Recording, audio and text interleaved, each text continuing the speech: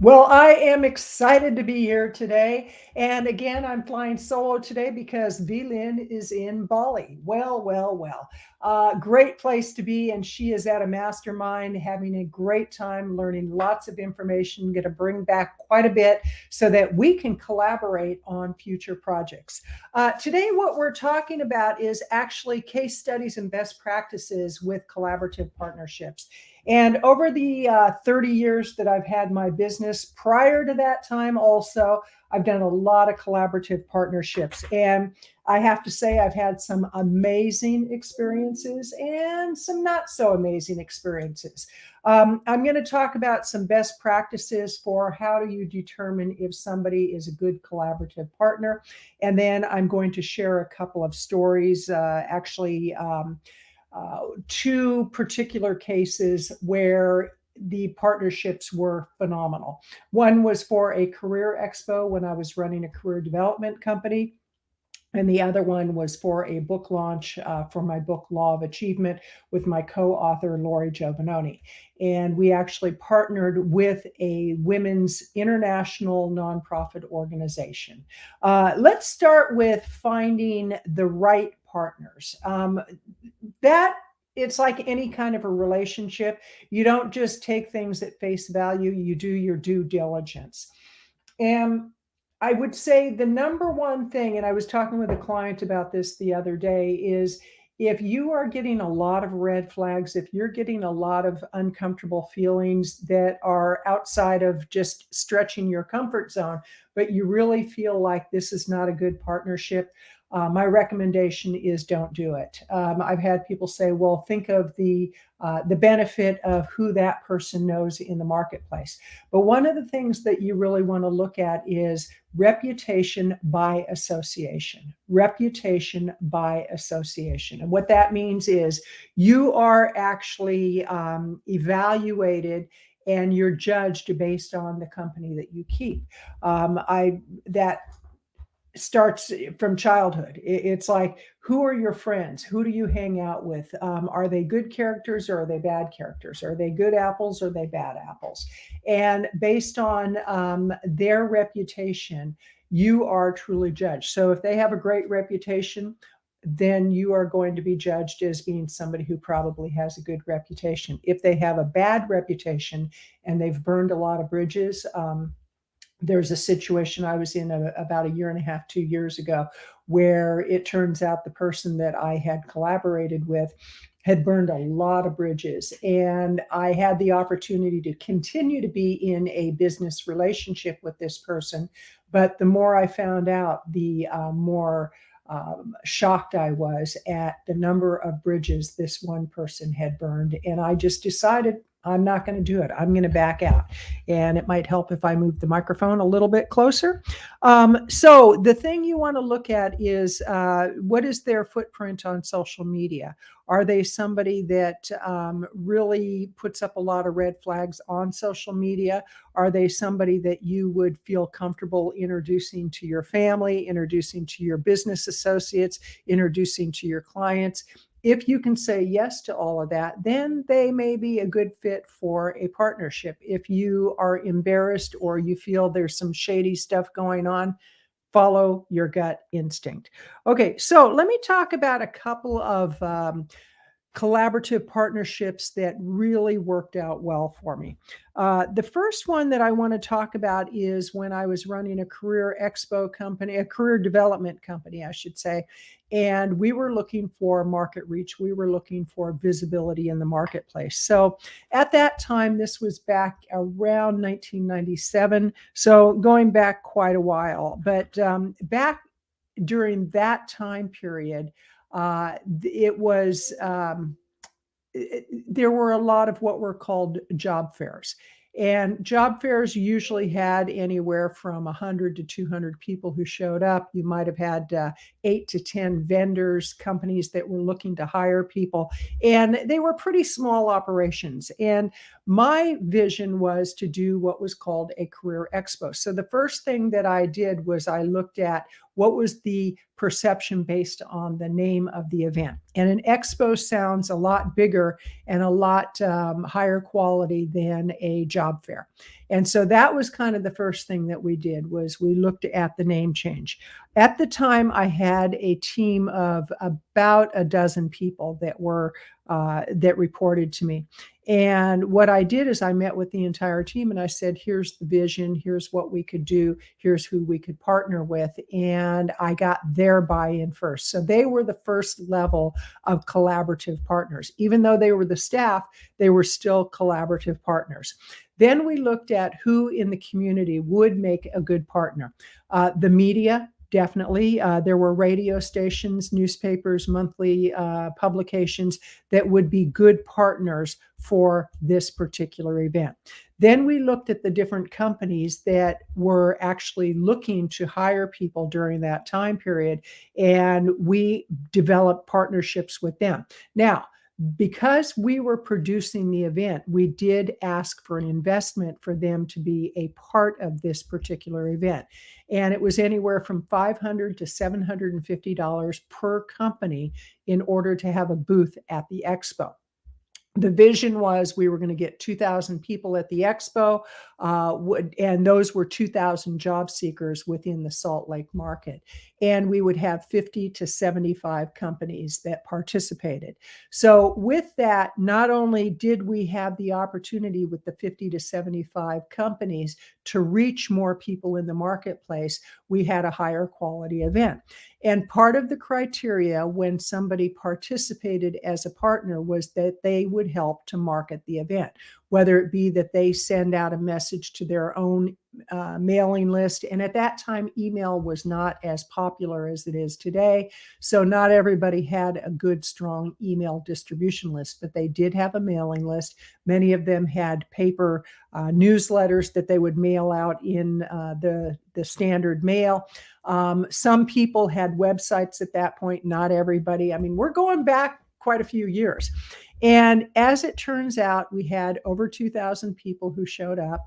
We were able to really create a great experience for the partners. And that's the thing that you want to look at when you have collaborative partners. Are you creating a win-win-win all the way around? Because if you're the only one who wins, your people are left with kind of a bad taste in their mouth around the experience. So you want to make sure that everybody feels like they won in the experience. And if there's going to be a pretty hefty investment to do some kind of a collaborative partnership, what can you do in order to get people to share some of the burden, the financial burden that comes along with what you're doing?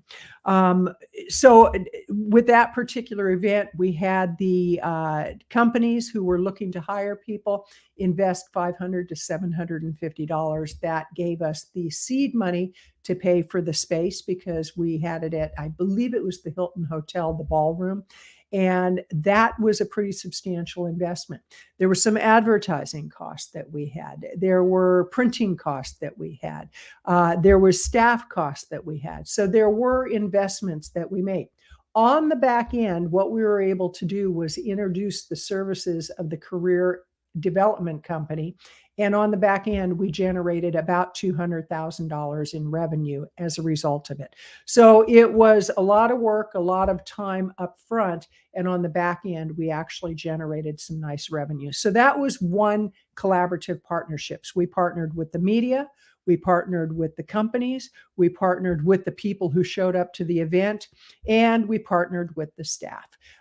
There was a very clear plan put together. One of the things about partnerships before you approach partners, let's say it's going to be a sponsorship that you're looking for somebody to sponsor something.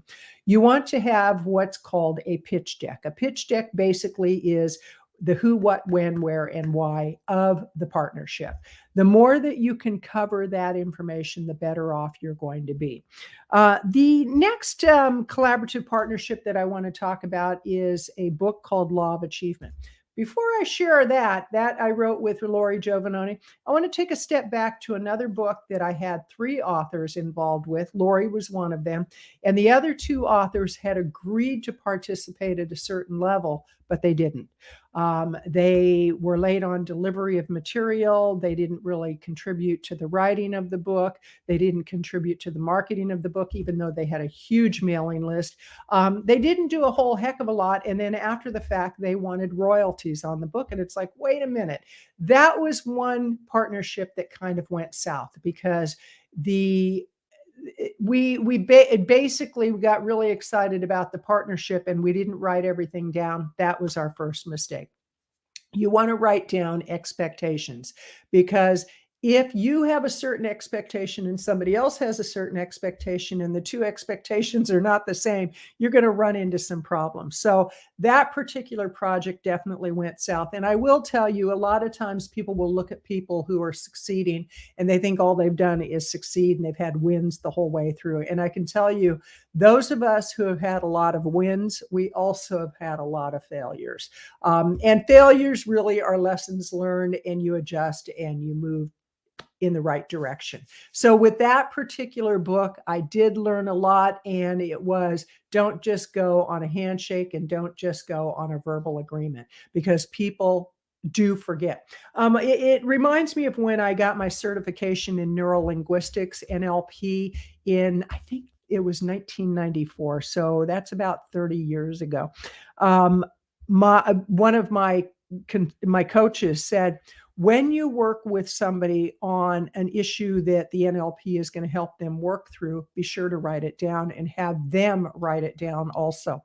The reason being is oftentimes when somebody's in the middle of a challenge, when somebody's in the middle of a problem, they know what the problem is and they're like, oh, I'll do anything to fix it. Well, then once it gets fixed, if it's not documented, oftentimes they forget they even had the problem.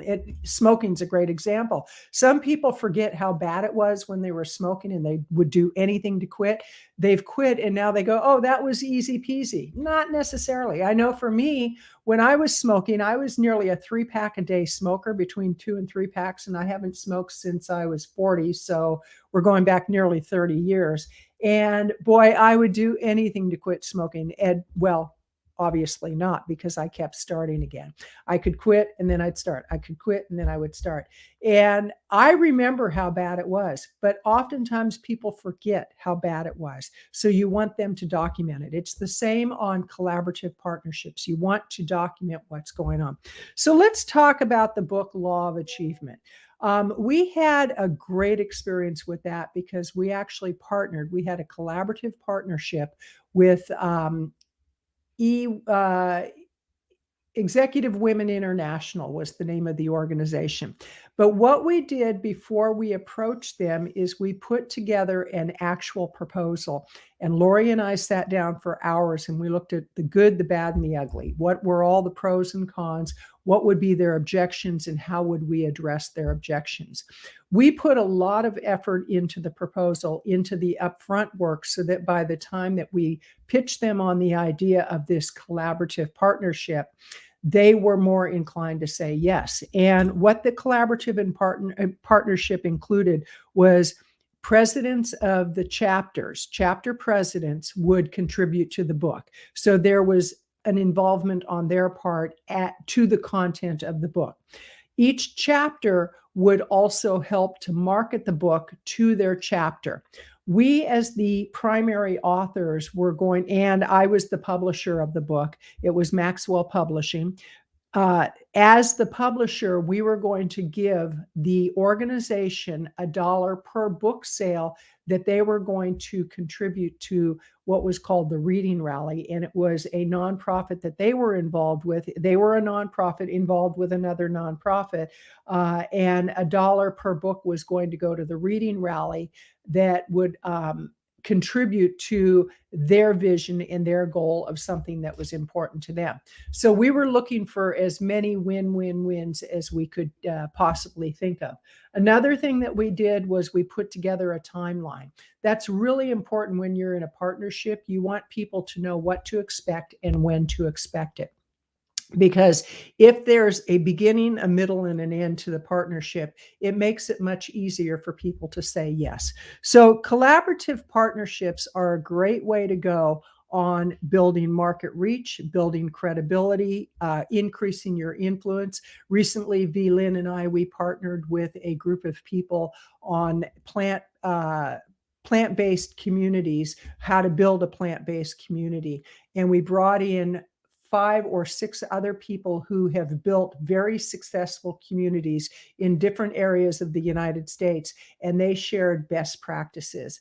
We had Maya and Dr. Riz, we had Meryl Fury, we had Sally, who is a psychologist. We had Lynn, who has done a phenomenal job of building a successful community in the New York area. And there were a few other people that were involved in everybody shared best practices. And what was really great is that V. Lynn and I, we contributed the development of the website, we contributed the development of the marketing material, the graphics, and all of the other partners helped to promote the event. So everybody was getting an opportunity to gain visibility. Everybody was getting an opportunity to share their best practices. And it was a great collaborative partnership. But before we started doing anything, we actually met with everybody and we put out our expectations, what our concerns were, what our hopes were. And it worked out really well because everybody was an equal partner in this. So that's what you want to also look at too, is do you have equal partnerships? By the way, my name is Kathleen Gage, and I'm with Vegan Visibility and Vegan Visibility Productions. And my business associate is Velin Hopkins, who is co-founder of Vegan Visibility Productions.